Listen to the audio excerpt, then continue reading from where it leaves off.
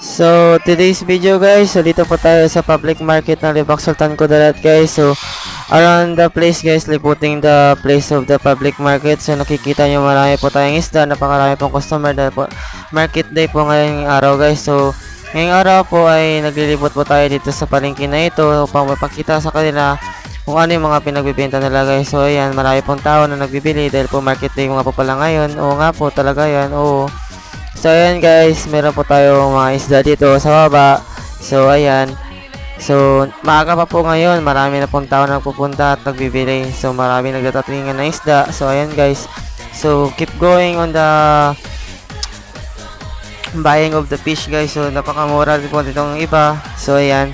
So nakikita nyo guys, iniikot ko po ang camera para makita nyo po yung kabuuan po ng palengking ito. So this is the video to this video guys. Pakiabangan po ang another video ko. Thank you for watching.